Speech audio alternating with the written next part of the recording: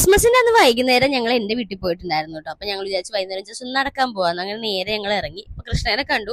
കുറെ നാളായി അവളെ കണ്ടിട്ട്. അങ്ങനെ അവളുടെ കൂടെ വർത്താനം പറഞ്ഞു. അപ്പൊ അവള് ഗുരുവായൂർ പോയിട്ട് വന്ന പ്രസാദമൊക്കെ എനിക്ക് വന്നു കേട്ടോ. പിന്നെ ഞങ്ങളുടെ തൊട്ടടുത്തൊരു പള്ളിയുണ്ട്. അപ്പൊ ജസ്റ്റ് അവിടേക്ക് ഒന്ന് പോകാമെന്ന് വിചാരിച്ചു അവിടേക്ക് പോയി ജസ്റ്റ് ഒന്ന് തൊഴുത്.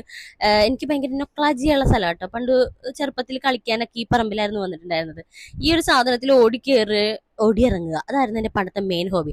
എന്റെ മാത്രമല്ല കൃഷ്ണേനും പിന്നെ ഇവിടുത്തെ ഏകദേശം എല്ലാ പിള്ളേരുടെ ഹോബി അതൊക്കെ തന്നെ ആയിരിക്കും എന്നാണ് എനിക്ക് തോന്നുന്നത് കേട്ടോ. ഈ ക്രിസ്മസ് ആയതുകൊണ്ട് തന്നെ അത്യാവശ്യം നല്ല ലൈറ്റും കാര്യങ്ങളൊക്കെ ഇട്ട് ക്രിസ്മസ് വൈബിലായിരുന്നു ഫുൾ പള്ളിയുടെ ആ സെറ്റും കാര്യങ്ങളൊക്കെ. തൊട്ടടുത്ത് തന്നെ മാക്സ് സ്റ്റുഡിയോ എന്ന് പറഞ്ഞിട്ടൊരു ഷോപ്പ് കണ്ടു. ജസ്റ്റ് ഒന്ന് കയറാമെന്ന് വിചാരിച്ച് കയറിയതാണ്. ക്രിസ്മസ് ആയതുകൊണ്ട് തന്നെ എല്ലാം വലിച്ചു വാരിട്ടേക്കുന്നത് നമുക്ക് അതിന് തപ്പിയെടുക്കേണ്ട വന്നു കേട്ടോ.